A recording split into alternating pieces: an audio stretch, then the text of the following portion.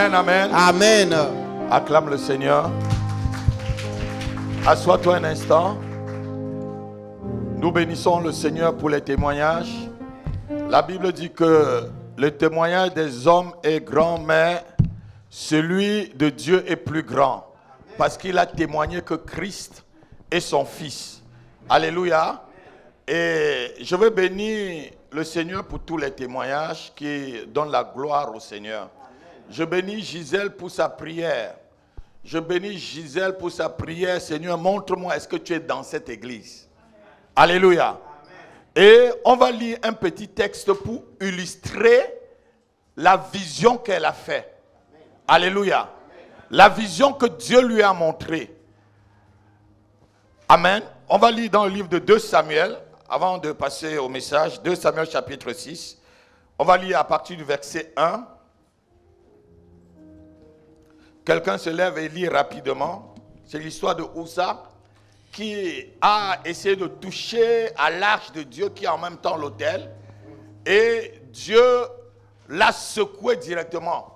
Je bénis le Seigneur parce que l'ange t'a dit qu'il fallait désactiver. Si Maggie est ici, elle m'a posé la question. Maggie, lève-toi. Tu m'avais posé la question, papa, est-ce que je peux toucher? Je t'ai touché, j'ai dit, vas-y.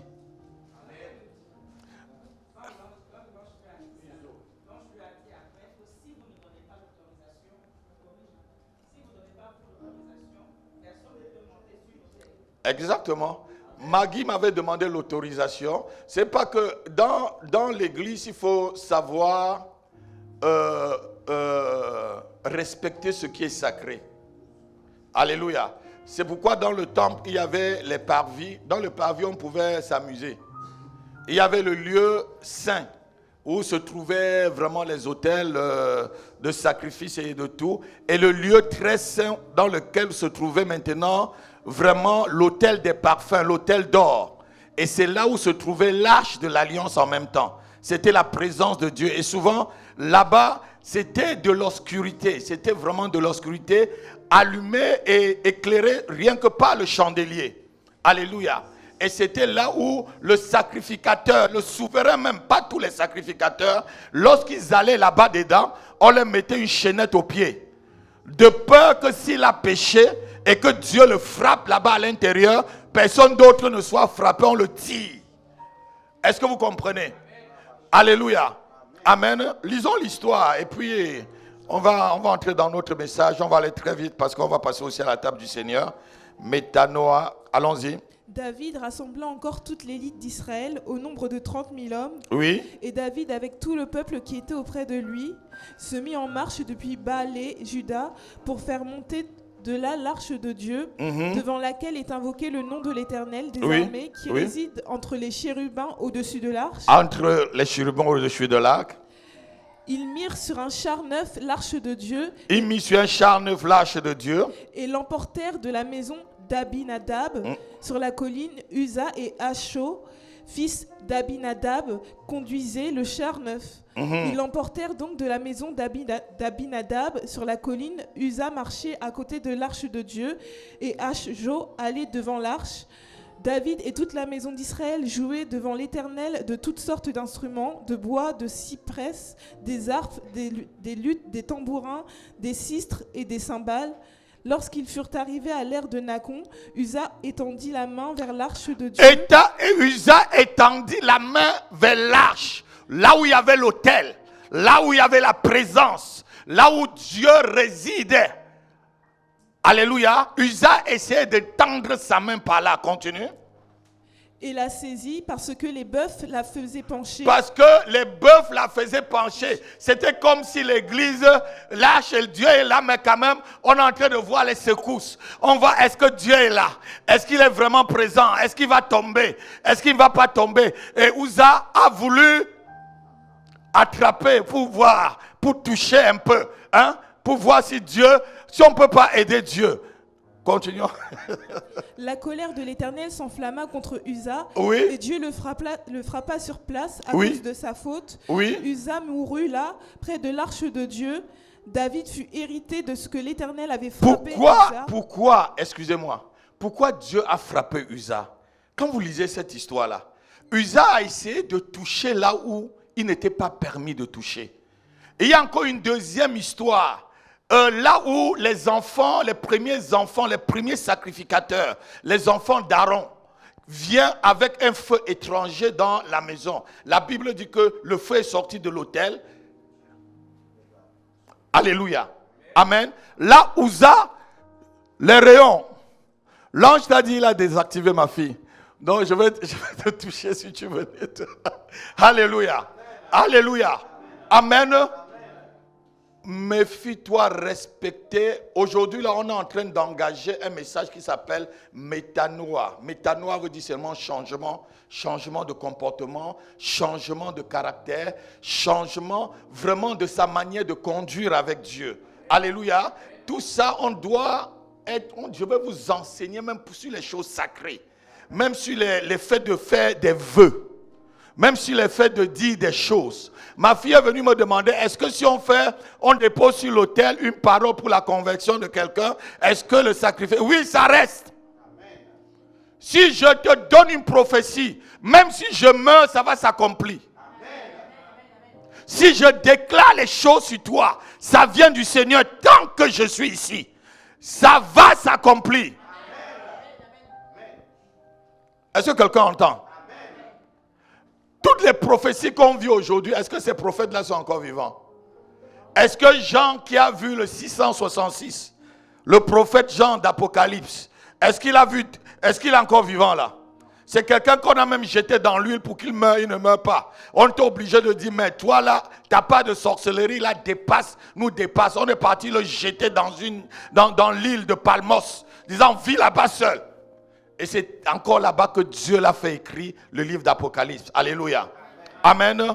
Donc, respectez les choses sacrées. Si tu ne croyais pas qu'il y a Dieu ici, il y a Dieu ici. Amen. Non, ton amen là, je n'entends pas. Amen. Si tu ne croyais pas qu'il est là, il est là.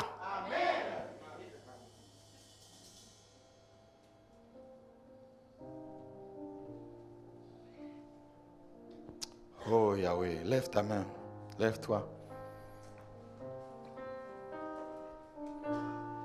Dieu est là.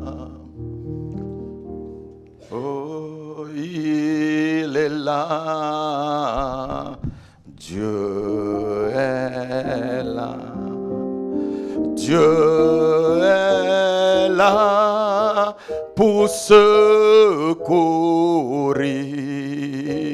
te consoler et te guérir. Si tu crois en sa parole,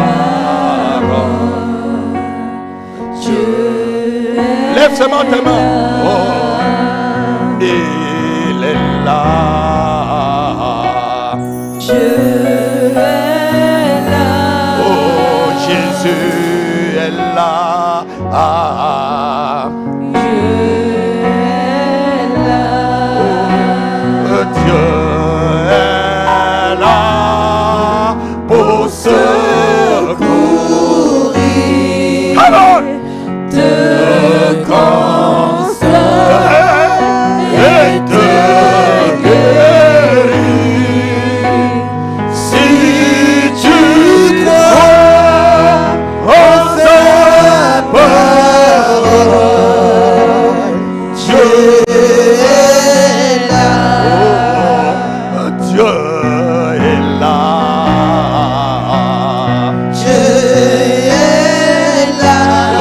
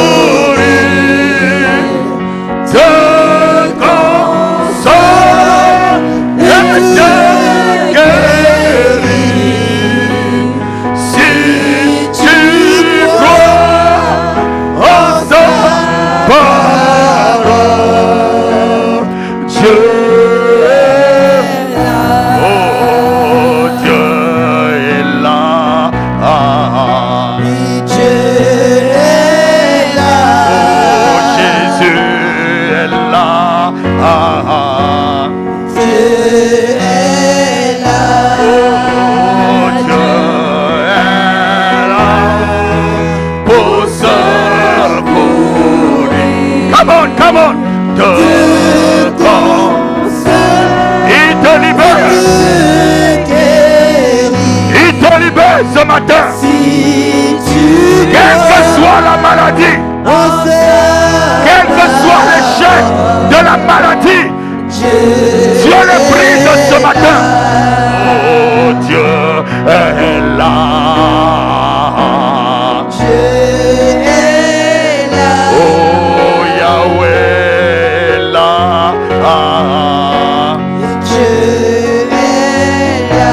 Oh, Dieu est là pour secours. Hey, hey,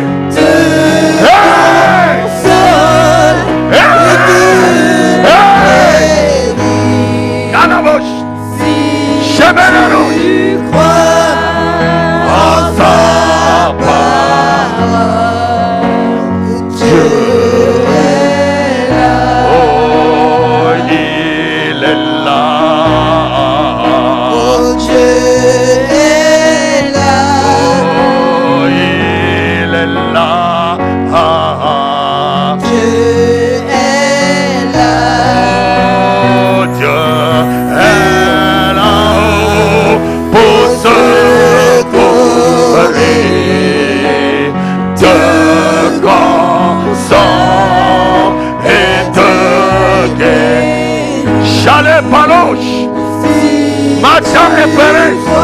Oh, sa parole. Dieu est là. Oh, Dieu est là. Dieu est là. Oh, il est là. Dieu est là. Dieu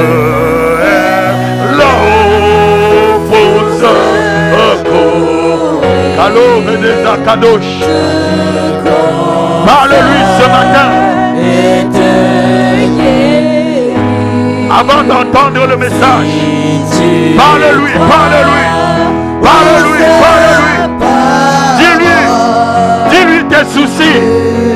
Dis-lui les profondeurs de ton cœur. Dis-lui ce que tu as besoin qu'il fait pour toi ce matin. Oh, il est là, parle-lui. Parle-lui, Père, je suis devant toi, regarde ma condition, regarde ma vie, regarde mon corps, regarde mon âme. Combien de fois la maladie a déjà bousillé mon corps. Je suis fatigué, Père, je suis fatigué, Père. Libère-moi ce matin, libère-moi ce matin. Tu es là, tu es là. Je ne partirai pas si je ne suis pas guéri, Père. Je ne partirai pas si cette maladie n'est pas partie. Je ne partirai pas si ce démon ne me libère pas. Je ne partirai pas si ce problème ne quitte pas ma vie. Je ne quitterai pas ta présence. Ce matin, tu es la paix. Les capala, parle-lui, parle-lui, parle-lui, parle-lui, parle-lui de ta propre bouche. Parle-lui de ta propre bouche. Déclare, parle, témoigne, dis que tu es là. Il te voit, il te voit. Il connaît ton cœur. Il connaît ton cœur, tes souffrances. Il connaît tes pleurs. Il connaît tes pleurs, tes douleurs. Même les moments où tu pleures seul, il est là, il est là. Il te libère. Il te libère. Il libère tes enfants. Il libère ta famille. Il libère ton corps. Il te délivre. Il libère tes finances. Tout ce qui faisait évaporer tes finances, Dieu te délivre. Dieu te délivre. Il te délivre.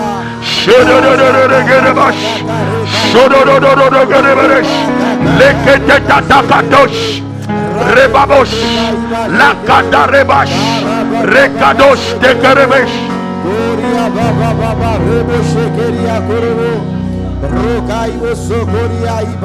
Soda baba babosh.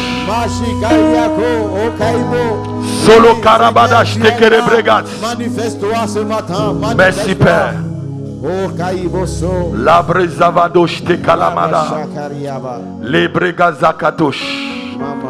Lève tes mains, tu dis Père, Je suis devant toi ce matin. Je suis devant toi ce matin. Laisse que j'ai accès Laisse que j'ai accès dans ta présence, dans ta présence à travers le sang de Jésus, à travers le sang de Jésus pour recevoir pour recevoir miséricorde, miséricorde, secours, secours au nom de au Jésus-Christ. nom de Jésus-Christ. Père, Père, laisse que ce matin, laisse que ce matin, pendant que ta parole pendant que ta parole sera prononcée, sera prononcée, que les fenêtres que les fenêtres des cieux s'ouvrent sur ma vie, sur ma au vie, nom de Jésus-Christ. au nom de Jésus. Que les portes les portes qui étaient fermées devant moi s'ouvrent ce matin, au nom de Jésus, au nom de Jésus, au nom de Jésus.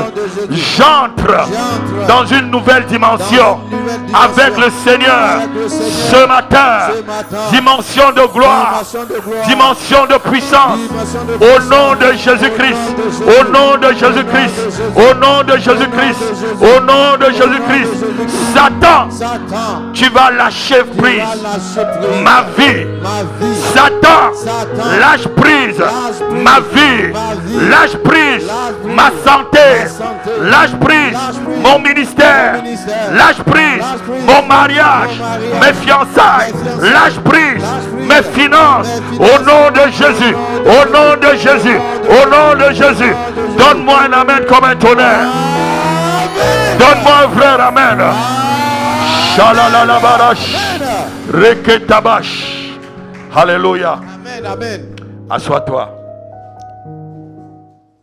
Je ne sais pas si vous sentez l'atmosphère que je sens. Tout juste à côté de la prophétesse là-bas, il y a un ange tout juste près d'elle là-bas. Amen, Là, tout juste là. amen, amen. Alléluia. Et cet ange est arrivé ce matin ici pour vous faire du bien. Amen. Avec le concours du Saint-Esprit, il va vous faire du bien. Amen. Il faut seulement que ton cœur soit disposé. Amen, amen. Il faut seulement que ton cœur soit disposé. Je le dis, il faut que ton cœur soit disposé. Amen. Alléluia. Amen. Il va faire plus que la guérison. Je te dis qu'il va faire plus que la délivrance. Amen. Il va faire plus que restaurer tes finances. Amen. Alléluia. Amen, amen. Tout ce qui évapore tes finances, le Seigneur l'arrête ce matin. Amen. Quelqu'un n'a pas entendu. Amen.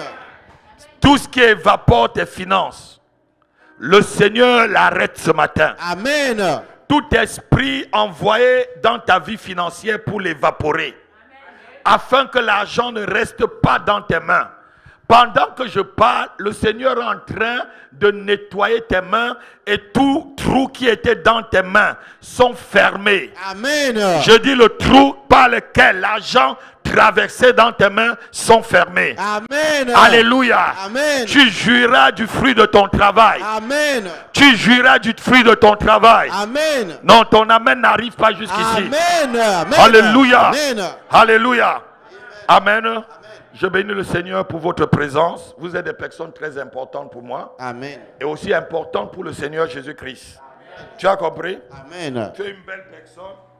Même si on ne t'a pas dit que tu es belle, moi je te dis que tu es belle, tu es beau. Amen.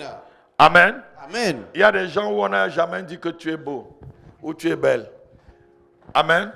Moi-même, mon père ou ma mère ne m'a jamais dit que je suis beau ou belle. Mais depuis que je suis dans le Seigneur, je me mets devant le miroir. Je me regarde, tu es très beau. Amen. Non, si tu es jaloux, c'est ton problème. Amen. Si tu ne te vois pas beau, moi je me vois beau. Amen. Alléluia. Amen. Amen. Même si je n'ai pas les palettes de chocolat, je suis beau. Amen. Non, tu n'acclames pas. Je dis je suis beau. Amen. Amen. Alléluia. Amen. Mais si tu ne te vois pas déjà belle ou beau, qui va te voir bien? Il y a des gens qui, déjà dans leur tête, tu te vois, tu n'es pas belle. Surtout les femmes, 85%. On dit que 85% de femmes dans leur tête disent qu'elles ne sont pas belles. Qui vous a dit que vous n'êtes pas belle? Alléluia. Amen. Amen. Est-ce que c'est vrai ce que les scientifiques et les chercheurs disent? Que 85% de femmes voient toujours une laideur en elles. Amen. Amen. Et certains disent que c'est pourquoi beaucoup de femmes mettent des artifices et tout. Alléluia. Amen. Mais sache que tu es belle comme ça. Dis, je suis belle. Amen. Je suis la meilleure Je créature suis la meilleure créature que Dieu a faite. que Dieu a faite. Il n'y a pas une autre Il n'y créature a pas une autre créature qui est égale à moi. qui est égale à moi. J'ai été moulé J'ai été moulé dans le moule divin. dans le moule divin. Au nom de Au Jésus-Christ. nom de J'ai Jésus-Christ. été moulé J'ai été moulé dans le plan parfait dans le plan d'affaires de mon Père. de mon Père. Au nom de Au Jésus-Christ. nom de Jésus-Christ. Amen. Amen. Amen. Amen. Si tu ne te vois pas belle, commence à te mettre devant le miroir. Amen. Amen. Et dis, je suis la meilleure création et la meilleure créature. Alléluia. Amen. Amen. Amen. On va introduire le message sur métanoïa. Alléluia. Quand on parle de métanoïa, c'est quelque chose, comment quelqu'un peut entendre cela? Ça vient du même préfixe que métamorphosé. Alléluia en français. Métanoïa. Amen. C'est-à-dire être transformé. Hier, j'ai vu une chenille chez moi. Vous savez, nous, on habite le village comme chez vous. Alléluia. J'ai vu une chenille. Donc, la chenille, là, elle est déjà sortie de l'étape de larve. Bientôt, elle va devenir quoi? Un papillon. Alléluia. Et les chrétiens doivent comprendre que lorsqu'on accepte le Seigneur Jésus-Christ, on entre dans un processus de métanoïa. Alléluia, de transformation, amen, de changement, alléluia. Si tu acceptes le Seigneur Jésus, ta vie est toujours la même, tu as un problème. Soit c'est les enseignements que tu reçois qui ne sont pas bonnes, soit c'est toi-même qui es une mauvaise personne. Non, tu n'as pas dit amen. Soit la nourriture que tu reçois n'est pas une bonne nourriture. Et que ça ne produit rien en toi. Et que tu demeures la même personne. Parce que lorsque Dieu entre dans ta vie, lorsque le Seigneur entre dans ta vie, tu deviens une nouvelle créature. Alléluia. Amen. Mais le problème aujourd'hui est que nous trouvons dans l'église des chrétiens, des personnes qui se disent chrétiens et qui pratiquent tellement le péché que ça ne leur dit plus rien. Tu peux voir un chrétien insulter, ça ne lui dit plus rien. Je vois des pasteurs sur Internet insulter. Je vois des pasteurs dire des gros mots. Jamais de gros mots ne sortira de ma bouche depuis plus de 31 ans que je suis chrétien. Déjà même dans mon vocabulaire, je ne connaissais pas des gros mots. Alléluia. Moi, je connaissais plutôt des menaces. Tu ne sais pas de quel bois je me chauffe. C'était là mes menaces. Parce que j'avais des autorités, j'avais des amis, commissaires, inspecteurs de police. Et si tu m'attaquais directement, on t'envoyait une convocation à la maison. Amen. Donc, notez ceci, métanoïa veut dire seulement changement de mentalité, changement d'intention, transformation intérieure et extérieure. Donc ça veut dire la transformation de l'homme intérieur. Donc métanoïa doit commencer d'abord par l'homme intérieur. Celui dont on ne voit pas, la vraie personne dont vous êtes. Alléluia. On trouve dans l'église aujourd'hui des bicéphales. Est-ce que vous savez ce que veut dire bicéphale? Des gens qui ont deux faces. Amen. Ce n'est pas la même face que la personne a dimanche qu'elle a pendant la semaine. Ce n'est pas la même face que la personne a à l'église qu'elle a dans son foyer. Ce n'est pas la même face que la personne qui a à l'église qui a dans son travail. Ce n'est pas la même face que la personne qui a à l'église qui a dans son quartier et même dans sa propre famille. Dis avec moi métanoïa. Ah non, je n'entends pas. Métanoïa. Métanoïa. Je vais être transformé, Seigneur. Je vais être transformé, Seigneur. Romains chapitre 12, verset 1, on va lire. Je suis en train d'introduire ce message. Ne rate aucun culte jusqu'à la fin de l'année. Et peut-être même jusqu'au début de l'année par rapport à ce thème. Ça va te faire changer. Il y a certains combats que vous combattez à cause seulement de votre caractère. Alléluia. Lisons la parole. Romains chapitre 12, verset 1. Je vous exhorte donc, frères, Je vous exhorte donc, frères, par les compassions de Dieu, par les compassions de Dieu, à offrir vos corps oui, comme un sacrifice vivant, oui, saint, agréable à Dieu. verset 2, Je vous exhorte, verset 2, c'est 1 et 2. ne vous conformez pas au siècle présent, Ne vous conformez pas au siècle présent, mais soyez transformés soyez métanoïa par le renouvellement par le renouvellement de l'intelligence, de ton intelligence, afin que vous discerniez afin que lorsque tu es renouvelé, quelle est la volonté de Dieu, quelle est la volonté de Dieu, ce qui est bon, ce qui est bon agréable et parfait. et agréable et parfait. Assois-toi, je vais t'expliquer quelque chose. Lorsque tu n'as pas l'intelligence renouvelée, lorsque tu n'as pas les pensées renouvelées, lorsque tu n'as pas la sagesse ou le caractère renouvelé, tu ne peux pas connaître ce qui est bon, agréable et parfait pour Dieu. Ce n'est que lorsque le moment où tu sais que je suis arrivé en Christ avec mon intelligence déjà affectée par le péché, avec mon caractère affecté par le péché, avec ma condition et ma culture et même mon éducation affectée par le péché, que tu peux accepter une transformation de ton esprit pour savoir ce qui est de la volonté de Dieu. Quelqu'un qui n'est pas transformé intérieurement ne peut pas connaître la volonté de Dieu. C'est pourquoi beaucoup transportent Dieu dans leur propre image. Ils font de Dieu, ils donnent Dieu comme ils veulent. Quand Dieu te fouette, tu dis non, est-ce que Dieu peut fouetter? Quand Dieu envoie en enfer, quel est ce Dieu qui est bon? Est-ce que Dieu peut envoyer en enfer? Alors que toi-même, tu fouettes ton enfant. Quand Dieu te reprend, est-ce que Dieu reprend? Oui, Dieu reprend. Dieu châtie ceux qu'il aime. Si tu ne châties jamais quelqu'un que tu aimes, c'est que ton amour n'est pas sincère. C'est que tu es en train de mentir. Dieu châtie celui qu'il aime. Amen. Et ta transformation doit te faire comprendre que si je veux connaître la volonté de Dieu, mon intelligence doit être renouvelée. Je ne dois plus penser comme je pensais dans le monde. Lorsque Dieu dit que quelque chose n'est pas bon, même si moi, on m'a dit dans ma culture, on m'a dit dans mon éducation que c'est bon, même si le monde dit que c'est bon, Dieu a dit ce n'est pas bon. Non, quelqu'un n'entend pas.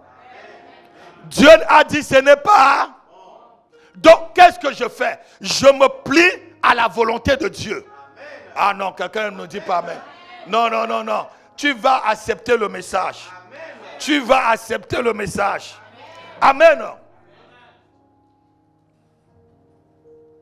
Regardez un peu l'histoire de Pierre et de Judas.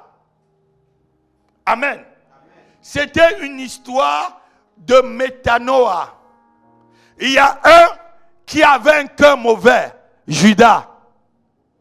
Judas déjà était un traître, un bandit, de nature bandit, volant dans la caisse de l'église, mauvais, allant manger et boire avec les ennemis du Seigneur. C'était déjà quelqu'un de mauvais de cœur. Alors que Pierre, il a régné le Seigneur, il n'était que dans un mauvais jour. Ne confondez pas quelqu'un qui a un cœur mauvais avec quelqu'un qui a eu une réaction dans les mauvais jours. Non, quelqu'un n'a pas entendu. Non, quelqu'un n'a pas entendu. Et souvent, si tu n'as pas l'intelligence renouvelée, tu vas confondre les deux personnes. Tu vas confondre quelqu'un qui est seulement dans un mauvais jour et qui dans son cœur t'aime avec quelqu'un qui a un mauvais cœur, alléluia, et qui n'est qu'un traître. Ah non, on vient pas. Non, je croyais que tu devais vraiment acclamer. Non, je croyais que tu devais acclamer. Alléluia. Amen. Amen. Regardez-moi, quelqu'un qui est dans les mauvais jours, souvent, il peut faire certaines choses pour échapper à une certaine difficulté. Ça ne veut pas dire qu'il est mauvais. Mais quelqu'un qui a un cœur méchant, que ce soit les bons ou les mauvais jours, il est méchant. Non, quelqu'un n'a pas entendu. Et je vais te dire, quand quelqu'un te trahit une fois, ne lui donne plus l'occasion de te trahir une seconde fois. Quand quelqu'un te trahit une seconde fois, c'est parce que tu l'as voulu. Dieu n'a pas dit qu'on est chrétien, on est bête. Ah non, je n'entends pas les amen là. C'est une parole. Mon fils, chrétien ne veut pas dire bête. Écoutez-moi très bien, quand quelqu'un te fait ça une fois, ne lui donne pas l'occasion pour une deuxième fois. S'il te fait ça 2 fois, c'est que c'est toi qui es bête. S'il te fait ça 2 fois, c'est que c'est toi qui es bête. Il y a des choses où quand quelqu'un fait, tu sens que c'est son cœur. Je vous parle, mes enfants, par expérience. Par expérience. Il y a des gens qui étaient autour de moi, même des hommes de Dieu. Ils m'ont fait ça une fois. Je les ai rappelés une seconde fois. Ils ont refait la même chose. J'ai dit plus jamais. J'ai dit plus. Parce qu'une telle personne n'est pas métanoïa, il n'est pas transformé. Et souvent, lorsque dans l'église, vous avez un ami ou une amie qui est déjà transformé et que vous n'êtes pas transformé, vous ne pouvez pas vous entendre. Parce que ce qui est spirituel avec ce qui est charnel ne peuvent pas comprendre. Alléluia, ne peuvent pas aller ensemble. Isaac et Ismaël ne pouvaient pas vivre dans la même maison. Isaac et Ismaël ne pouvaient pas vivre ensemble. Un était de l'esprit et l'autre était de la chair. L'autre était l'œuvre de la chair. Madame Abraham, oh ton Dieu là, il t'a fait des promesses, mais pourquoi il attend longtemps comme ça? Prends ma servante, fais-lui des enfants. Alléluia. La servante était toujours là depuis longtemps, hein? Puisque c'est la servante que eux ils ont eu en Égypte. Dans le trucage que Abraham a fait, il a donné même sa femme à Pharaon. Vous savez que Sarah était la femme de Pharaon?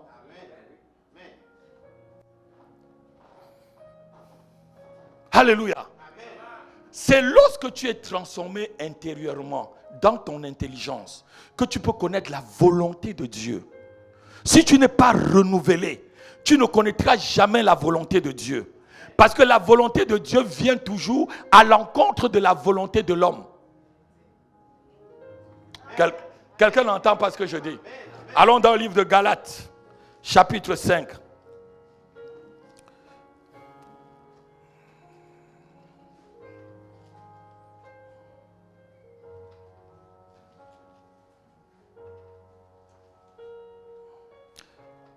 Versets 16 et 17. La volonté de Dieu, c'est la volonté de l'esprit. C'est la volonté d'un esprit renouvelé, d'une personne qui est déjà renouvelée dans son entendement, dans son intelligence, dans sa sagesse. Et la volonté de la chair, c'est celle qui lutte contre la volonté de Dieu. Lisons rapidement. Je dis donc, marchez selon l'esprit. Marchez selon l'esprit. Et vous n'accomplirez pas les désirs de la chair. Vous n'accomplirez pas le désir de la chair. Car la chair a des désirs contraires à ceux de l'esprit. Ah! La chair a quoi? Des désirs contraires à ceux de l'esprit. Parce que si tu n'es pas métanoïa, si tu n'es pas transformé, les désirs de la chair viendront encore. Tu seras chrétien, on verra en toi toujours le même Guillaume. On verra toujours en toi la même Juanita. On dira si ton Dieu là est comme ça, comment on peut venir à l'église? Continue. Et l'esprit en a de contraire à ceux de la chair. Oui. Ils sont opposés entre eux afin que vous ne fassiez point ce que vous voudriez. Regardez, ils s'opposent entre eux. Asseyez-vous, je vais vous expliquer tranquillement. Lorsque vous devenez enfant de Dieu, il faut accepter complètement ce que dit la Bible. Si vous voulez vous couvrir, si vous voulez que le Seigneur soit votre Dieu, que le Seigneur soit vraiment votre Seigneur, Ne prenez pas la partie de la Bible qui vous plaît et l'autre partie qui ne vous intéresse pas, vous enlevez. Comme on est en train de faire dans les nouvelles Bibles aujourd'hui. On est en train d'enlever les parties qui parlent de Parce que vous avez compris. De Hein? On a compris, hein? Voilà. On est en train de retirer ces versets-là. La partie qui dit madame et madame, monsieur et monsieur, ce n'est pas normal. Dieu a dit ce n'est pas normal. Ce n'est pas normal. Et c'est même une abomination.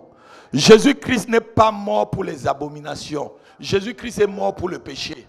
Jésus-Christ pardonne le péché, mais il détruit ceux qui font de l'abomination.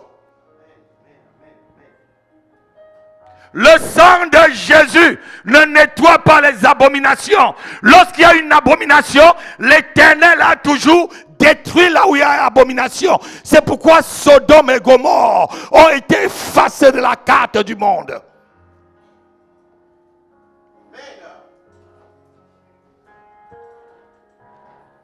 Si quelque part dans ta vie, tu es chrétien, il y a encore des abominations, attends-toi à être détruit.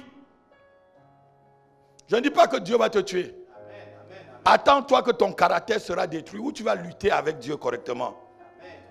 Et tu pourras sortir là en boitant comme Jacob.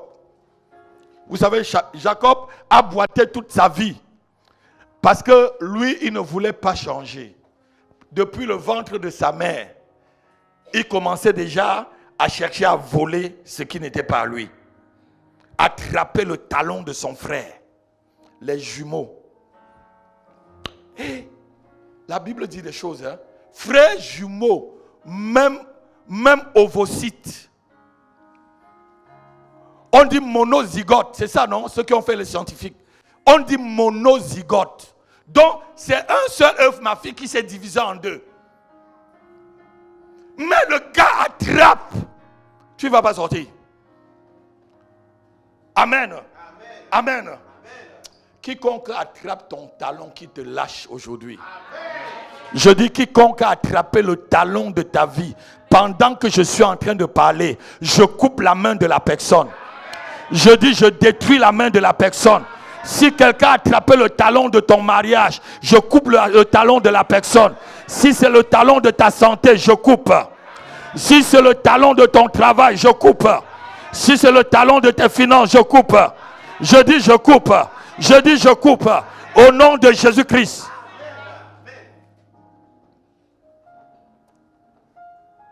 Écoutez-moi très bien. Je disais que l'une des raisons pour lesquelles les chrétiens pêchent et continuent à pécher sans que ça leur gêne, c'est que les chrétiens n'ont pas expérimenté la transformation. Aujourd'hui, tu te vois un chrétien, le péché ne lui dit plus rien. On parle de fornication. Il peut venir à l'église. Et même au milieu des pasteurs, même les pasteurs, même les prophètes, ce que vous faites en cachette, Dieu nous montre. Dieu. Dernièrement, j'ai rêvé d'un grand prophète, vous appelez grand prophète. Tous les hommes de Dieu l'avaient attrapé. J'ai raconté ça à Lille quand on était à Lille chez le frère. Tous les hommes de Dieu l'avaient attrapé. On était en train de le livrer. Vous le connaissez, il est sur internet là. J'ai entendu une voix du ciel dire, Dieu donné demande qu'on le lâche pour un temps. Mais vous là, parce qu'il a une grosse église, vous allez croire que c'est un gros pasteur et c'est un gros prophète.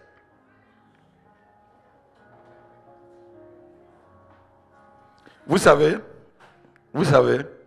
dans le métier qu'on fait là, si tu n'es pas appelé, ne le fais pas. Va faire les affaires. Et si tu aimes femme, va faire les affaires. Et si tu veux être polygame, prends les femmes que tu veux, mais sache que tu ne seras jamais pasteur. Parce que pour être pasteur, il faut être marié d'une seule femme. Pas de deux. Il y a sur Internet des gens qui vous disent qu'on est polygame. Si un polygame vient ici à l'église, viens avec toutes tes femmes et tes hommes. Mais il n'y a pas de problème. tu ne seras même jamais un diacre.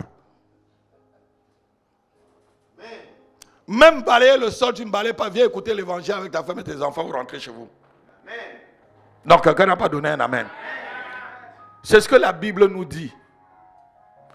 C'est ce que la Bible nous... Alléluia. Je ne chasserai pas un polygame. Pourquoi je vais le chasser? S'il se convertit avec ses 8 femmes. Mon père avait 8. Hein? Mon propre père avait 8 femmes. Et je suis l'aîné de la 8e femme.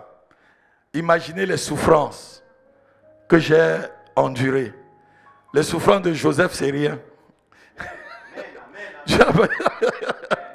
Alléluia. Tu as des grands frères qui ont l'âge de ta mère.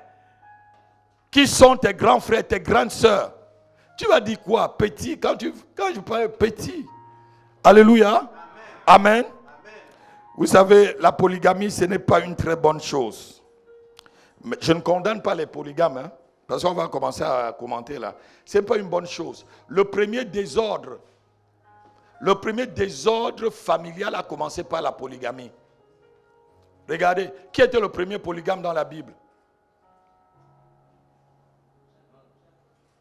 Qui? Va faire ta révision. Qui?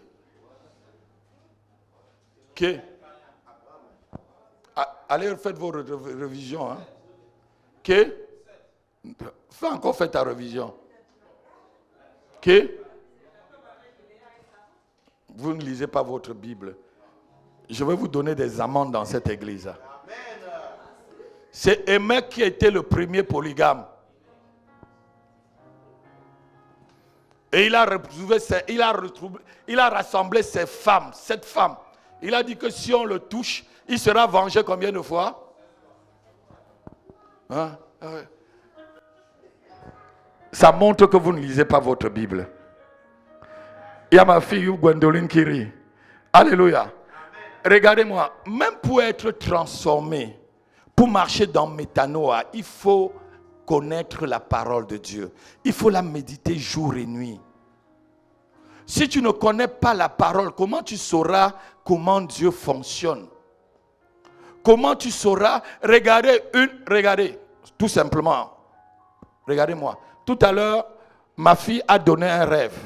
Directement, j'ai donné la parole qui va avec. Est-ce que c'était vrai ou c'était pas vrai? Mais comment je fais alors? Si tu es dans une église, le pasteur ne connaît pas la parole de Dieu, fuis. Fuis! C'est un mercenaire, fuis! Il y a des églises où on va vous faire danser. C'est chaud. On dirait une boîte de nuit. Ici, ce n'est pas boîte de nuit. On voit les fumées qui sortent par terre. Notre fumée qu'on voit ici, là, c'est fumée vraie. Il y a un dimanche ici, on a vu la nuée ici. Est-ce que je mens? On a vu la nuée circuler ici. Ce n'est pas des fumées qui sortent par terre, ma fille. Nous, on a vu la nuée ici. On était dans l'adoration. Puisque vous ne pouvez pas provoquer la présence de Dieu, vous la provoquez d'une façon artificielle. Dieu n'est pas artificiel. Je dis encore, Dieu n'est pas artificiel. Provoquez la vraie. Si Moïse avait les sacrificateurs, on provoquait la nuée et que les sacrificateurs ne pouvaient pas entrer dans le temple. Ça se passe encore. Ça, est-ce que Dieu a changé? Mais pour les chrétiens de ce siècle-là, pour vous, ça a changé. On raconte une histoire de Bonquet. Renard Bonquet, il était venu au Gabon. C'était pendant une croisade évangélique. Et les frères qui gardaient l'entrée de la porte de son hôtel ont commencé à voir la fumée sortir du bas de la porte. Parce que l'homme de Dieu était là. Ils disent que c'était comme si c'était des bruits des gros os pendant toute la nuit.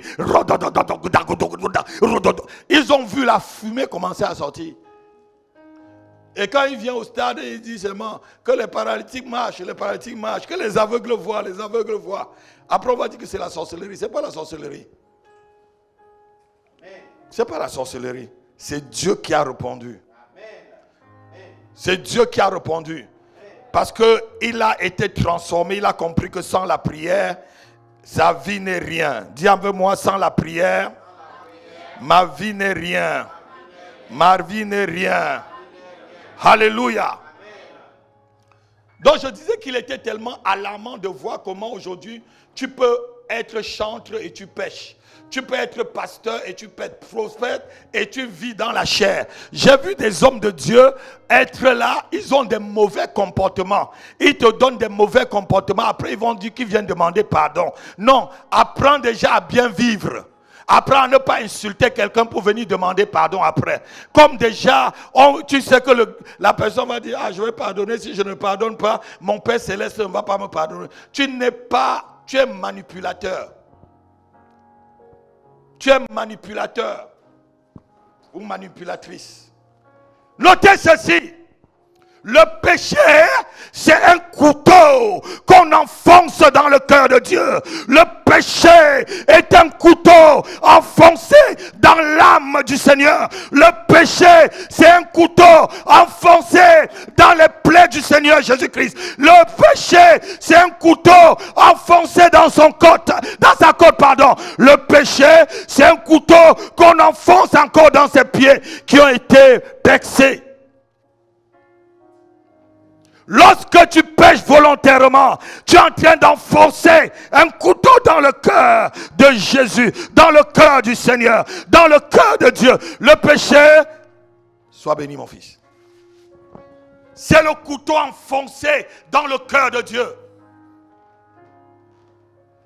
Parce qu'un enfant de Dieu doit tout faire pour être transformé.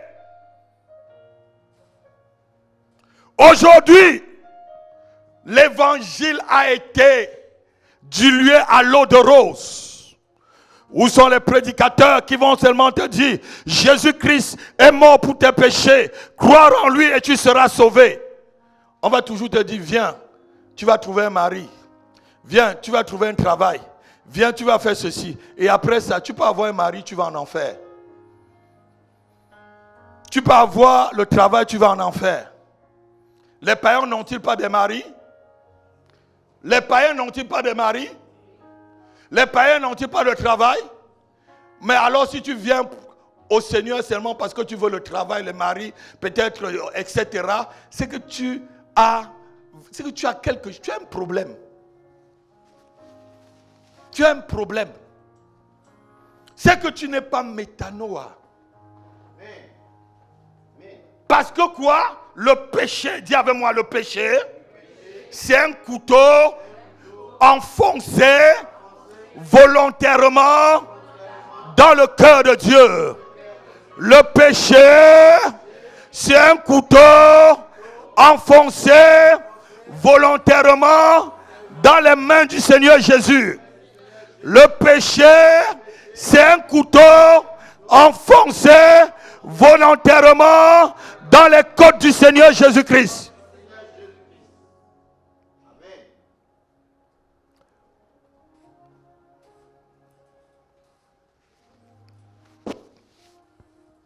Regardez-moi. Une autre raison pour laquelle les gens commettent le même péché plusieurs fois, c'est qu'ils n'ont pas fait une vraie repentance. Le pardon qu'ils ont demandé n'était pas un vrai pardon. Ce n'était pas un vrai pardon qui change ton cœur. Lève ta main, tu dis, Seigneur, donne-moi un cœur nouveau. Je ne veux pas rater le ciel à cause de mon caractère. Je ne veux pas rater le ciel à cause de mon caractère. Donne-moi un cœur nouveau. Donne-moi un cœur repentant. Donne-moi un cœur qui reconnaît ses fautes et qui cherche à se débarrasser. Donne-moi un cœur qui reconnaît son péché et qui crie à toi pour pouvoir s'en débarrasser. Au nom de Jésus-Christ. Au nom de Jésus-Christ.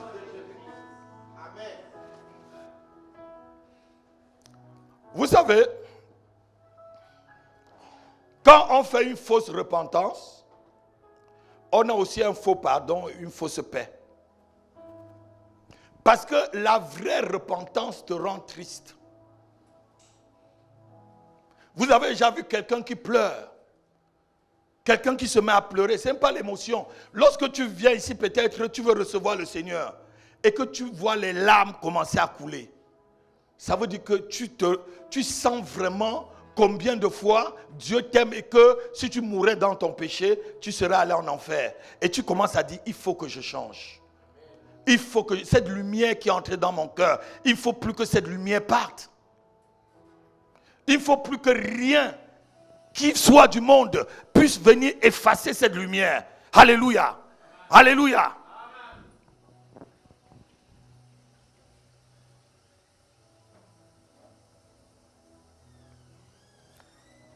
Il y a deux sortes de métanoïa. La métanoïa selon Dieu et la métanoïa selon les hommes. Celle selon les hommes, comme je l'ai dit, t'amène à une fausse paix, à un faux pardon, à une fausse transformation, à une fausse repentance. Et ceci t'amène, te faire retourner facilement à ce que toi-même tu as vomi.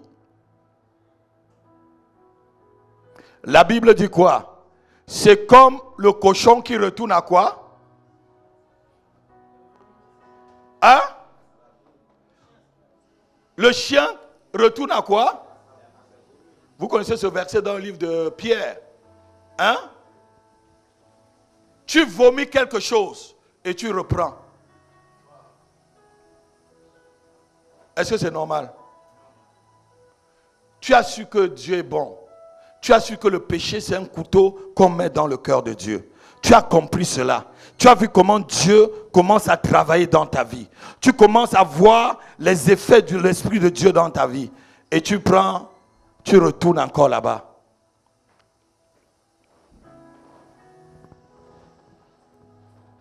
On te dit que la fornication n'est pas bonne. Mais tu te dis que non. Est-ce qu'un homme peut vivre comme ça? Il y a une soeur à Libreville qui m'avait dit, frère Dieudonné, j'étais encore adjoint du pasteur. Une soeur que j'ai même baptisée. Frère Dieudonné, elle venait se confesser. Frère, je ne peux pas dormir seul. Hein? Je ne sais pas, je ne peux pas dormir seul. Je dis, ma soeur, comment tu ne peux pas? Elle dit, je ne peux pas. Je ne sais pas dormir seul. Démon. Démon. Il y a des gens qui rient. Alléluia. Amen. Est-ce que c'est la nourriture que tu dois manger? Les personnes comme nous là, j'ai fait 6 ans et demi avant de rencontrer votre maman. 6 ans et demi.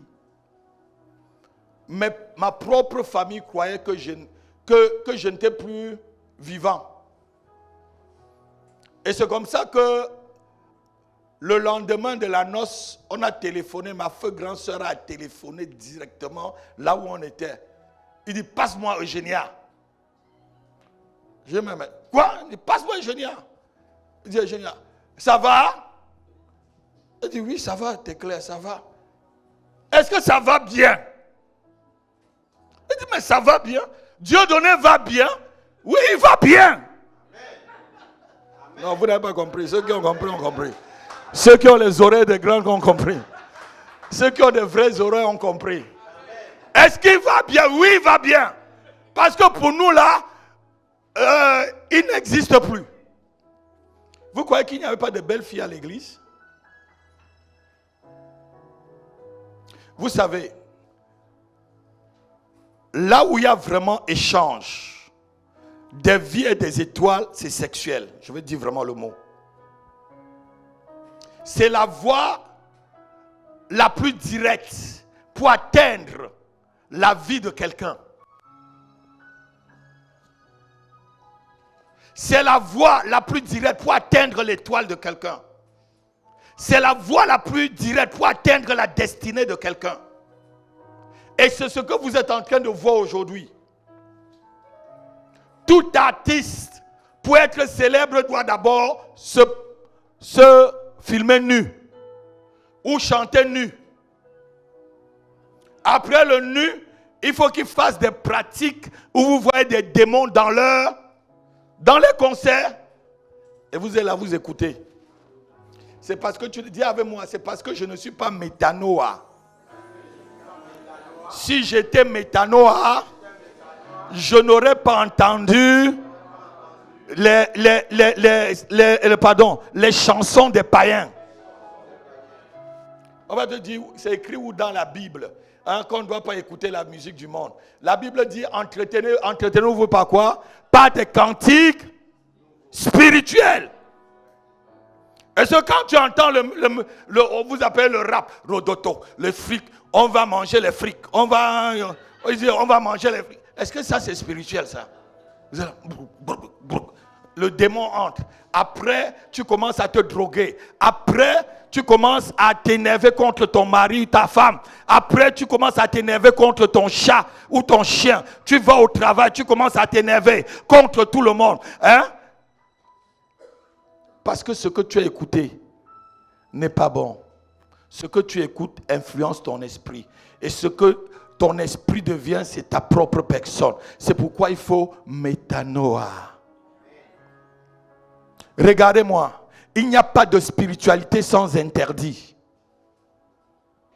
Si dans ton église on ne t'interdit pas certaines choses, c'est que le pasteur n'est pas vraiment appelé. Il n'y a pas de spiritualité sans interdit. L'apôtre Paul dit, je me prive de certaines choses. Je prive mon corps. Je le tiens. On va le lire. 1 Corinthiens chapitre 9, verset 27. Je suis encore à l'introduction de ce message. Je vais vous dire des choses qui vont vous transformer. Il n'y a que Oscar qui dit Amen. Les autres ne veulent pas dire Amen. 1 Corinthiens chapitre 9, verset 27. Lisons rapidement. Mais je traite durement mon corps. Non, je traite légèrement mon corps. Je traite durement mon corps. Je traite légèrement mon corps.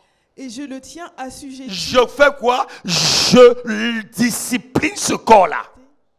De peur d'être moi-même rejeté. De peur d'être... Tu peux venir à l'église 30 ans. Tu es rejeté. Tu peux être le fils d'un pasteur, tu n'es pas enlevé. Tu peux être un pasteur même, tu n'es pas enlevé. Tu peux être la femme du pasteur, tu n'es pas enlevé. Tu peux être chanteur à l'église, tu n'es pas enlevé. Tu peux être prophète à l'église, si tu n'es pas métanoïa, tu n'es pas... Je traite durement, je le tiens assujetti. Quand on parle de corps, on parle de tout son corps. On parle même de ses yeux. La Bible dit que celui qui ferme ses yeux pour pouvoir penser aux choses perverses a déjà commis un péché. Continue. Après avoir prêché aux autres. Après avoir prêché aux autres. Regardez, asseyez-vous. Regardez-moi. Je peux vous prêcher comme ça si je ne suis pas métanoïa. Ma fille. Ce jour-là, Jésus vient. J'ai vu un film. Il faut que je retrouve ce film-là. C'est des Africains qui ont joué. Je ne sais pas si c'est de la Côte d'Ivoire ou c'est du Ghana. C'est du Cameroun. Hein? C'est le Gabon. Hein? C'est-à-dire des personnes qui manquent l'église. Des personnes qui manquent l'église, mon fils. Et le pasteur a pris toute l'église pour un jeûne de 7 jours à la montagne. Et ces personnes-là sont venues. Et toute l'église était à la montagne, ils ont vu personne, ils ont commencé à crier, pleurer. Oh, il y a enlèvement, oh, il y a enlèvement, oh, il y a enlèvement. Alléluia. Et après même, il y a eu vraiment enlèvement. Je crois dans la seconde partie, il y a vraiment enlèvement. On voit seulement les gens qui partent. Ceux qui étaient à l'église comme ça sont restés. Pleurer. Si tu es à l'église, regardez-moi, soyez sérieux. Touche ton frère, dis, sois sérieux. Sois sérieux avec Dieu. Si tu veux que Dieu soit sérieux avec toi, sois sérieux avec le Seigneur. Alléluia. Regardez-moi s'il vous plaît, je n'ai pas envie de suer devant vous. La sueur qui coule sur moi dépasse la sueur que Mbappé coule. Mbappé vous réjouit. Mbappé vous fait être crié de joie. Mais moi je vous amène au ciel. Ronaldo vous amuse, c'est des amuseurs publics. Mais moi je vous amène au ciel. je vous amène vers l'éternité. La parole que je vous libère vous amène vers l'éternité. La parole que je vous libère vous amène vers le ciel. Je ne suis pas un amuseur public. Je suis quelqu'un qui vient te dire la vérité pour ta propre vie. Pour te montrer le chemin. Pour te montrer la vérité. Pour te montrer là où tu dois aller pour ton propre salut.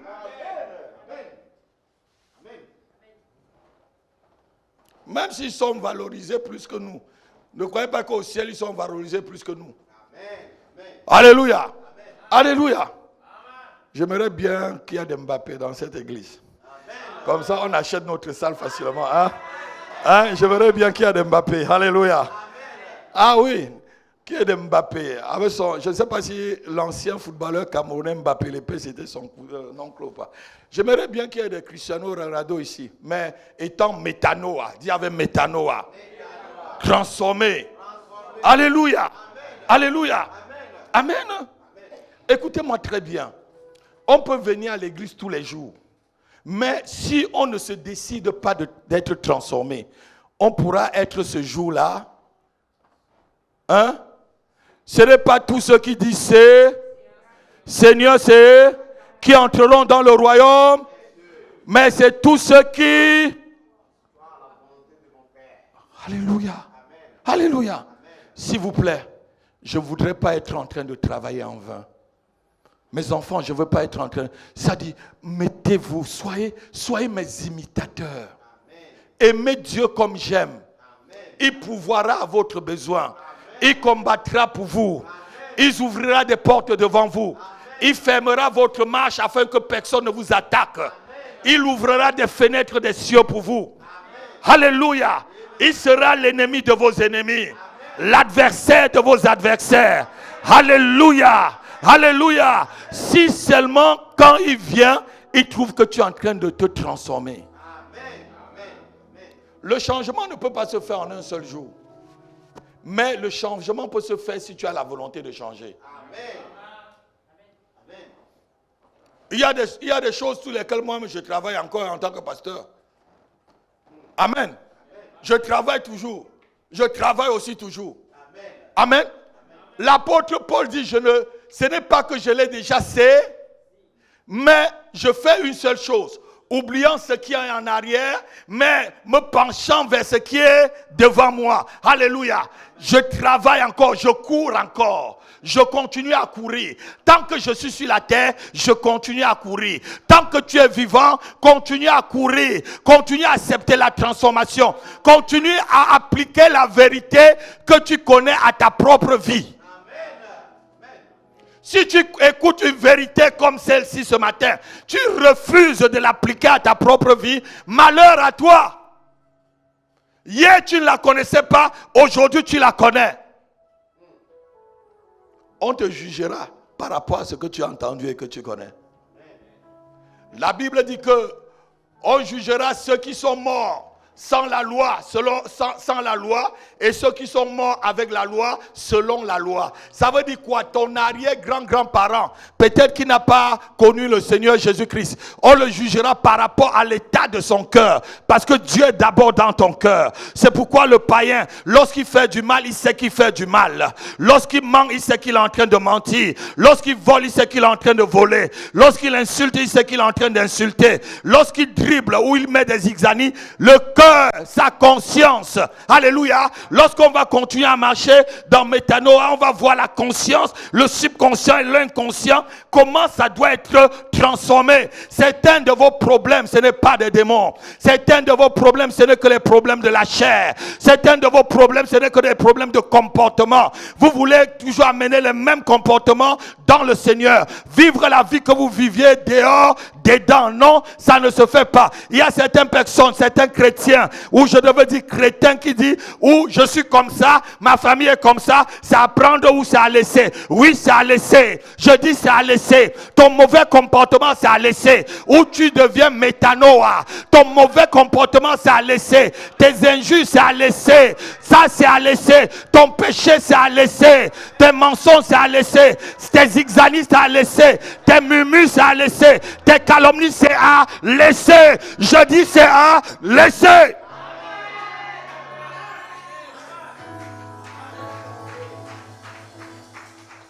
Alléluia.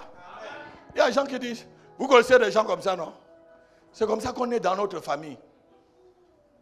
C'est comme ça que nous on est. Hein, Maï? C'est comme ça qu'on est. Mais quand on est en Christ, on devient une nouvelle création. Ta famille, c'est la famille de Dieu. Ta famille, c'est la famille de Christ. La Bible dit, ayez le même comportement, le même sentiment qui était en Jésus-Christ. Lorsque tu es en train de mentir, est-ce que Jésus-Christ a menti? Lorsque tu es en train de voler, est-ce que Jésus-Christ a volé? Lorsque tu es en train de prédire des mauvaises choses sur ta soeur ou ton frère, est-ce que Jésus-Christ l'a fait? Mais pourquoi toi tu le fais alors? Tu vas voir de quel bois je me chauffe. Je ne te pardonne pas. Je ne te pardonne pas. Tu vas voir. Des femmes qui ferment la porte à leur mari dehors. Parce qu'on est en Europe. Fais ça en Afrique. Tu vas voir tout le village venir chez toi. Fais ça au Cameroun.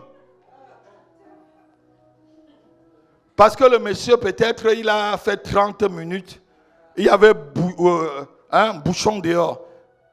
Tu viens d'où? Tu étais où? Le travail, c'est à quelle heure? Ça finit à quelle heure? Autoritaire. Célibataire. Tu n'as pas entendu. Si tu veux, tu acclames. Si tu ne veux pas acclamer.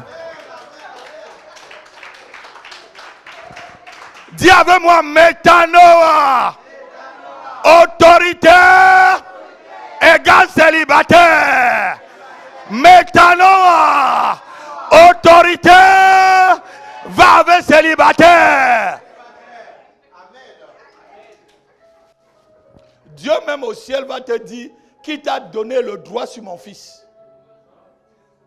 Qui t'a donné le droit de même le surveiller? J'ai vu une vidéo comme ça. Elle gifle le gars. Comme aussi les comédiens sont forts là. Le gars va maintenant s'habiller en robe. Il fait aussi, bang. Puisque tu me gifles en robe, hein? Lui, il met la robe. Donc, ça devient que femme avec femme. Certains de vos problèmes, c'est que c'est le cœur qui n'est pas transformé. Et beaucoup de problèmes dans vos relations vont de très loin. Vont depuis peut-être votre naissance. Mais vous les amenez encore étant en Christ. Et vous les amenez dans vos relations. Et ça brouille souvent vos relations. Vous donnez le tort aux autres.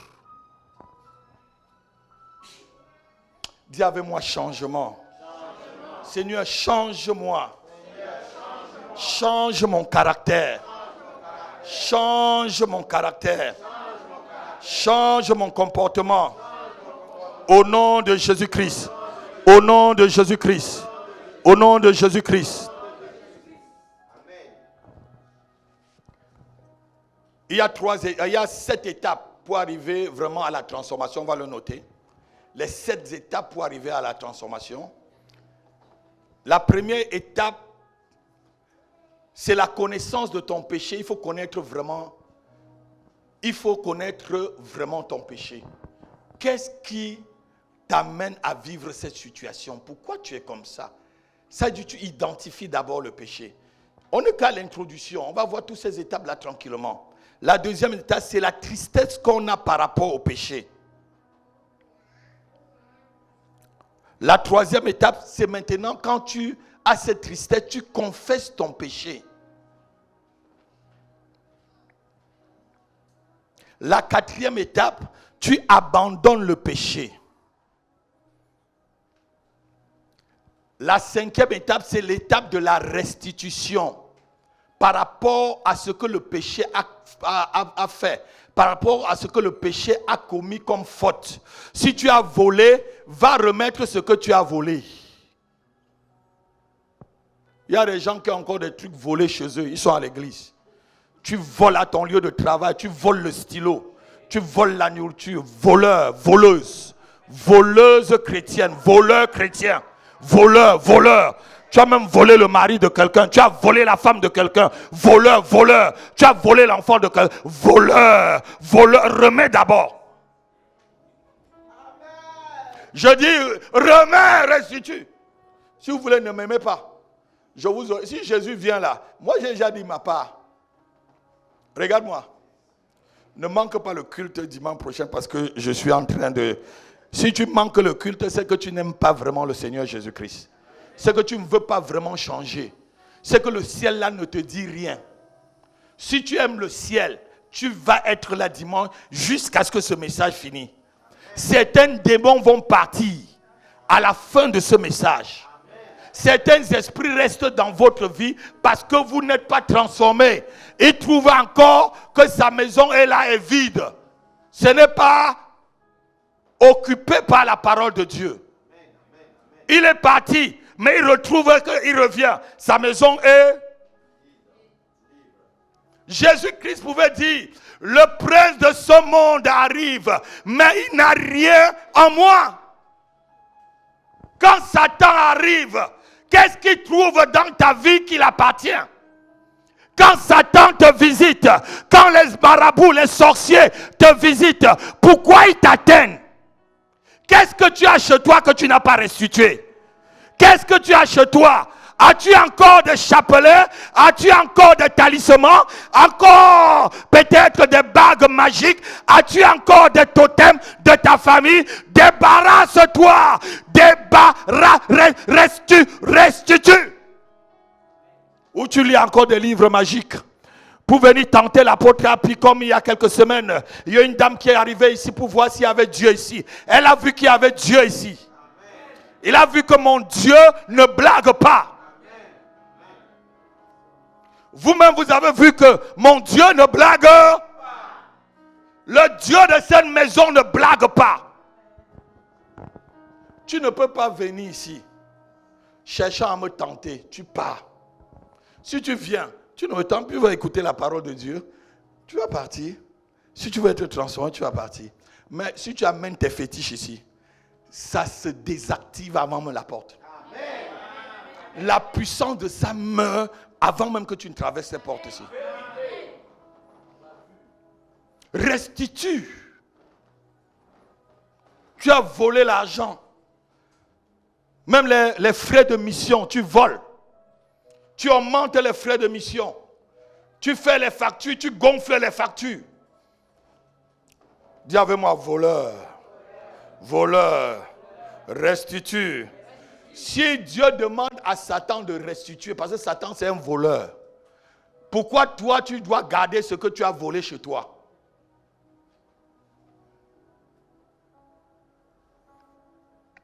On ne veut pas m'entendre. J'aime le sourire de ma fille qui est en natte là. Elle est en train de comprendre. Alléluia. La 5e étape, c'est la restitution. Tu peux même restituer des relations. Moi, lorsque j'ai compris que la fornication était quelque chose qui n'était pas bon, j'ai fait la restitution. Je suis allé dans un salon de coiffure avec une dame qui était mon amie pendant quelques mois seulement. Je me suis mis à genoux. J'ai laissé la voiture de service dehors, une grosse voiture. J'étais directeur commercial, ma fille. J'entre dans son salon de coiffure. Je me mets à genoux. Je ne sais plus comment il s'appelle. Je lui demande pardon parce qu'on s'est connus comme mari et femme alors qu'on n'était pas mariés. Elle me dit non, Dieu donné, ça va et tout. J'ai dit non. Les gens se sont moqués de moi. Mais j'avais fait la restitution. J'avais fait la... Si tu as quelque chose qui appartient à quelqu'un, qui est dans ta vie et que tu as volé, va remettre. Tu as prêté l'argent, tu n'as pas remis. Tu crois que la personne a oublié. Va remettre son argent. Remets, voleur. Voleur. Voleur. Au Cameroun, on dit tipman. On dit tipman chez moi. Donc, voleur. Alléluia. Il y a certaines personnes, les chrétiens, ne prêtez pas l'argent entre vous. Hein. J'ai déjà appris à mes enfants, moi je ne prête pas l'argent à quelqu'un. Même aux membres de ma famille. Il y a mon oncle, si mon oncle n'était pas fatigué de vous dire, mon oncle m'a appelé lundi là.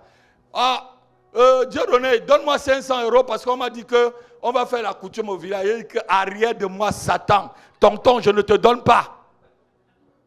Il dit quoi? J'ai dit, je ne te donne pas. Il n'y a pas 500 € pour aller faire les coutumes. Il dit, mais un grand pasteur comme toi, et toi, j'ai dit, arrière de moi. Il a parlementé au téléphone fatigué, ma fille. Et il a vu que les 500 € ne sortaient pas. Il me dit maintenant, donne-moi 150 € pour que j'achète à manger. Je dis même ça, il n'y a pas. Il dit, tu manques. Je dis, je ne manque pas. Je ne te donne pas.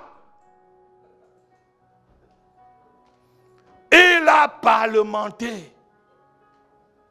Quand tu réunis quelque chose, réunis ça fondamental de tout ton cœur.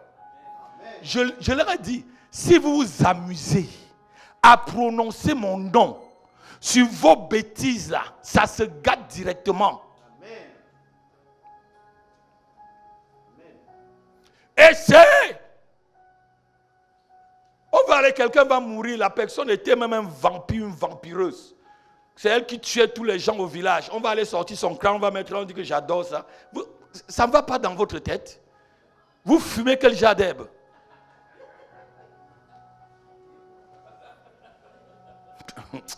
Les Anglais disent you are mad, rubbish. Alléluia. Donc, le gars, il a parlementé au moins 1 heure. Il a vu que ça ne marchait pas pour 500 €. Il a demandé 150. J'ai dit même ça, il n'y a pas. Il dit tu manques. Il dit je ne manque pas, mais je ne te donne pas. Tu m'as déjà dit ce pourquoi tu vas aller le faire. Donc même si je t'envoie, il dit non, c'est pour manger. Je dis tu ne vas pas mourir de faim. Appelle ton fils tel, appelle ta fille telle. Ça avait ma part, hein?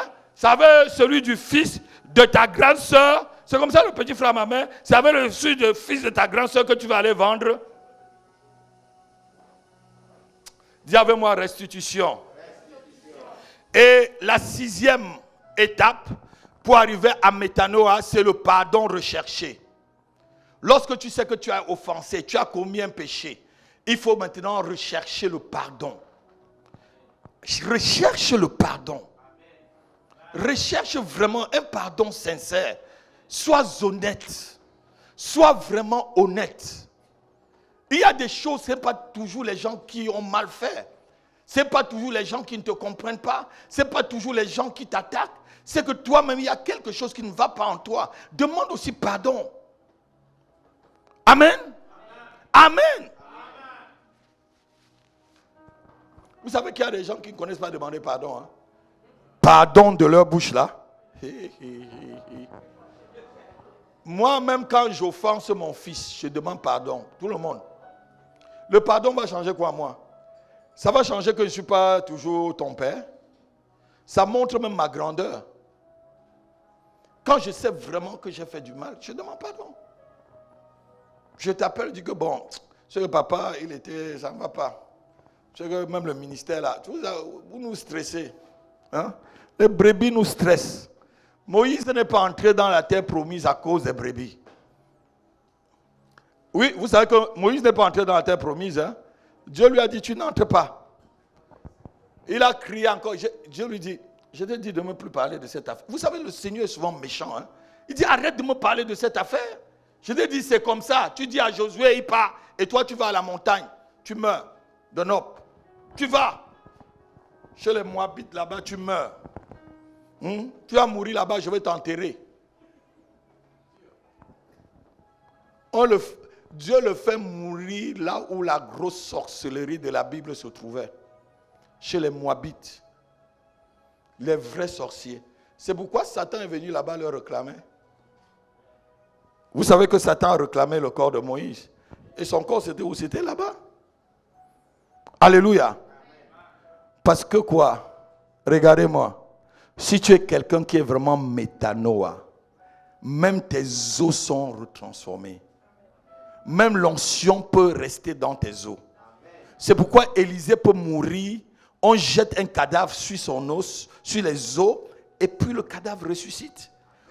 Les occultistes aiment trop les os des hommes de Dieu, des vrais comme nous là. C'est pour ça qu'un homme de Dieu meurt maintenant là où même souvent, vous voyez qu'on est enterré là, hein, on ne l'a pas enterré là-bas. On cache. Oui! On cache. Parce que les occultistes, vous savez, mon papa Zacharias Tanyonfomon, je suis allé sur sa tombe, on l'a enterré devant la porte de sa maison. Essaye de venir là-bas déterrer alors. Je n'étais pas à l'enterrement, je suis allé là-bas, je suis allé devant sa tombe. Devant la porte! Maman Prisca et moi, elle était de l'autre côté. Oui, quand je suis venu ce jour-là, elle priait de l'autre côté. Elle est venue. On est parti avec le pasteur Kofi. On est parti. Là, elle m'a dit, c'est là qu'on l'a enterré, ton père. Puis j'étais pas au deuil. Alléluia. Pourquoi l'enterre dans sa concession? Viens là-bas essayer. Tu n'as pas entendu. Tel que Moïse a revendiqué Satan a revendiqué le corps de Moïse. Les occultistes cherchent aussi souvent vos corps si vous êtes vraiment transformés, si vous êtes vraiment les enfants de Dieu. Septièmement, la restauration au cœur de Dieu. Dans la septième partie, voilà les différentes étapes pour être vraiment transformé, métamorphosé après un péché. Tu dois d'abord identifier ton péché. Tu dois voir la tristesse selon ton péché. Tu dois confesser le péché. Tu dois abandonner ton péché. Tu dois restituer ce que le péché a commis. Ce que le péché a fait dans la vie de quelqu'un. Parce que le péché fait toujours quelque chose. On a vu tout à l'heure que le péché, c'est un couteau qu'on met dans le cœur de Dieu. Alléluia. Non seulement on va voir que le péché fait quelque chose dans le cœur de Dieu, mais le péché fait aussi quelque chose dans la vie de celui qui commet le péché. Quelqu'un a compris? Est-ce que quelqu'un comprend ce que je dis? Alléluia. Alléluia. Donc lorsque tu pêches, voilà les voies par lesquelles tu peux chercher à atteindre vraiment la transformation. Amen. Il ne faut pas te tromper. Ne prends jamais le risque de te tromper, croyant que si tu fais une fausse repentance, Dieu t'a vraiment pardonné. Non, il ne faut pas faire une repentance religieuse. Il y a des actes qu'on pose. Il y a des actes qu'on pose pour montrer vraiment qu'on s'est repenti. Qu'on s'est repenti. Voilà que j'entre dans un salon de coiffure, je me mets à genoux. Si je ne vous racontais pas ça, vous n'allez pas connaître. Vous n'avez même pas pensé. Seulement parce que je veux réparer quelque chose sur le plan spirituel. Lorsque tu fais la restitution, ça veut dire que tu répares quelque chose qui a été gâté par le péché. Ton péché d'abord toujours détruit quelque chose. Ton péché détruit quelque chose dans le plan de Dieu. Lorsque tu pêches, tu es en train de détruire quelque chose dans le plan de Dieu. Note ceci. Le péché, c'est d'abord contre Dieu. Somme chapitre 51, verset 6. On va conclure par là, parce qu'on va passer à la Sainte Seine, et puis je continuerai par... C'est vraiment l'introduction. Somme 51, verset 6. C'est David ici qui a péché. Avec qui elle a péché? Avec la femme d'un autre. Et de ce péché a découlé beaucoup de choses. De ce péché a découlé un enfant même qui est mort. De ce péché a découlé un crime. Alléluia. De cet adultère a découlé beaucoup de choses. Même ses enfants ont couché avec ses propres concubines. Même ses enfants se sont tués entre eux. Même ses enfants ont fait l'inceste entre eux à cause de cet acte. Lisons. Psaume 51, verset 6. J'ai péché contre toi seul, Oui. et j'ai fait ce qui est mal à tes yeux, en sorte que tu seras juste dans ta sentence, sans reproche dans ton jugement. Hey, est-ce que David avait péché vraiment contre Dieu? Il avait péché contre qui? Contre Uri. Mais il identifie son péché à Dieu. Lorsque la femme de Potiphar, la petite, ou je devais dire, l'arrière-grand-mère de Jézabel, était en train de vouloir aller au lit avec Joseph. Écoutez ce que Joseph dit. Joseph dit, je ne peux pas pécher contre mon Dieu en commettant un si grand mal. ton mari m'a donné le droit dans cette maison pour toutes choses, excepté toi. D'abord, le péché que Joseph voyait commettre, c'est cet adultère qu'il devait commettre avec la femme de Potiphar. Il voyait d'abord que c'est contre Dieu. Quelqu'un n'a pas entendu? C'est d'abord contre Dieu. J'ai péché contre toi seul. Et j'ai fait ce qui est mal à tes yeux. En sorte que tu seras juste dans ta sentence, sans reproche dans ton jugement. Le péché, notez-le, le péché, c'est l'initiative de détruire la nature de Dieu et sa personne. De détruire la gloire de Dieu dans toute l'humanité. C'est une volonté méchante et perverse de lutter contre le dessein de Dieu et son caractère. De lutter contre la sainteté de Dieu et sa pureté. De lutter contre la fidélité de Dieu et sa bonté. Alléluia. Alléluia.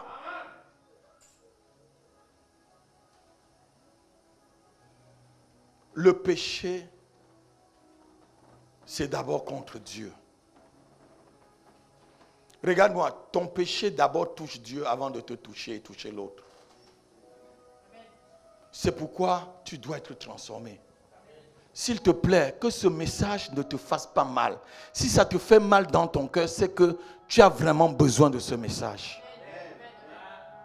C'est que ce message vient toucher vraiment là où il te faut changer pour que tu puisses aller au ciel. Parce que Jésus-Christ arrive bientôt. Le Seigneur arrive bientôt.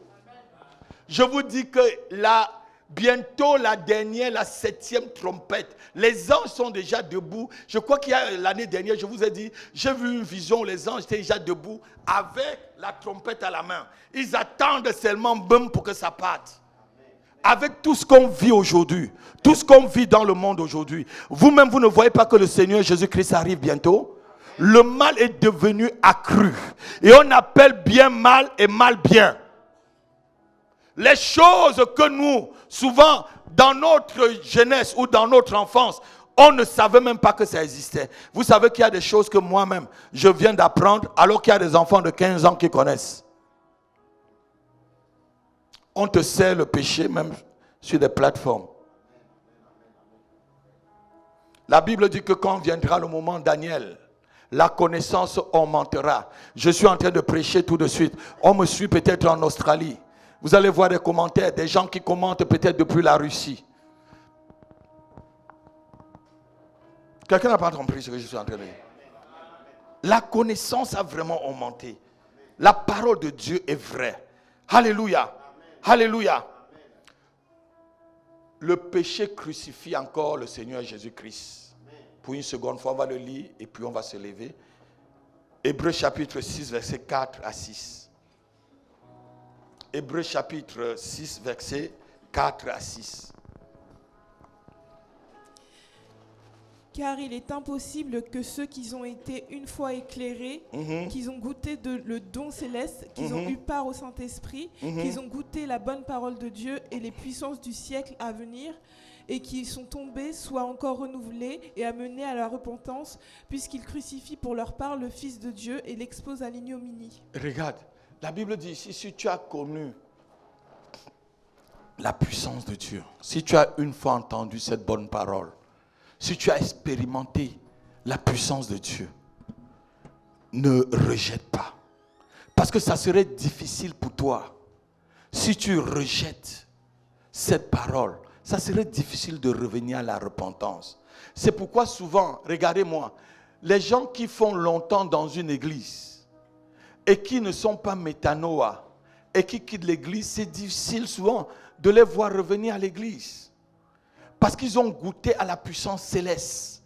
Ils ont goûté à la gloire de Dieu. Ils ont goûté à ce qui était bon. Mais ils ont craché dessus. la Bible dit qu'il crucifie encore Jésus-Christ. C'est-à-dire quand tu connais que quelque chose n'est pas bon en tant qu'enfant de Dieu et tu le fais, c'est que tu ramènes Jésus-Christ sur la croix. Tu le crucifies pour une seconde fois. Et la Bible dit que c'est difficile pour cette personne. Quand la Bible dit c'est difficile, ça ne veut pas dire que c'est impossible. La Bible dit seulement c'est difficile, mais pas impossible. Alléluia. C'est écrit difficile, mais pas impossible. Que ces personnes reviennent vraiment à la repentance. Vous allez voir des gens, ils vont dire, nous on connaît, moi j'ai grandi dans les églises, je connais ces églises-là. Vous n'avez jamais évangélisé quelqu'un, vous dit ça? Je connais les pasteurs sont trop faux. Je ne suis pas un pasteur bandit. Je ne t'ai jamais volé. Et si vous voulez, mettez la caméra dans la salle. J'ai déjà demandé 1 centime à quelqu'un dans cette salle. J'ai déjà appelé quelqu'un ici pour lui demander 1 centime. Si je t'ai déjà appelé, même quand je ne mange pas avec ma femme et mes enfants, même quand je n'ai pas de carburant, si je t'ai déjà téléphoné un jour, dis-moi et donne-moi la somme, je vais te payer. Quelqu'un lève la main. Est-ce que j'ai déjà appelé quelqu'un? Mais si on te dit que je suis voleur et tu acceptes, c'est que toi-même, ton cœur, là, tu n'es pas métanoïa. Quelqu'un n'a pas entendu? Ne crucifie pas le Seigneur pour une seconde fois. Lève-toi et lève les mains. Tu dis, Seigneur, aie pitié de moi. J'ai entendu ta parole. J'ai entendu ta parole. Et je suis triste. Et je suis triste de tous mes péchés. de tous mes péchés. Je suis triste. Je suis triste. J'ai honte J'ai honte des actes que j'ai posés des actes que j'ai posés et qui sont comme un et couteau qui sont comme un couteau qui remue encore qui remue encore dans les plaies de ta main, dans les plaies de ta dans les main, plaies de ton et pied, dans les plaies de dans ton les pied, plaies de ton côté. et dans les plaies de ton Seigneur, côté. pardonne-moi. Seigneur, pardonne-moi. Seigneur, pardonne-moi. Seigneur, Pardonne-moi. Pardonne-moi. Pardonne-moi. Pardonne-moi. Libère-moi. Libère-moi. Libère-moi. Libère-moi. Transforme-moi. Transforme-moi. Transforme-moi. Au nom de Jésus. Au nom de Jésus. Pardonne-moi, Seigneur. Jésus est mon sauveur. Pardonne-moi, Seigneur. Pardonne-moi. Lève toujours tes mains. Pardonne-moi. Ferme tes yeux et chante avec moi. Jésus est mon sauveur. Pardonne-moi. Pardonne-moi. Pardonne-moi par ta parole. Pardonne-moi, pardonne-moi, pardonne-moi. Purifie-moi, Seigneur. Jésus est mon sauveur. Purifie-moi, Seigneur. Purifie-moi, Seigneur. Purifie-moi, Seigneur. Jésus est mon sauveur. Purifie-moi, purifie-moi, purifie-moi. Par ton esprit. Purifie-moi, purifie-moi, purifie-moi. Par ton onction. Purifie-moi, purifie-moi.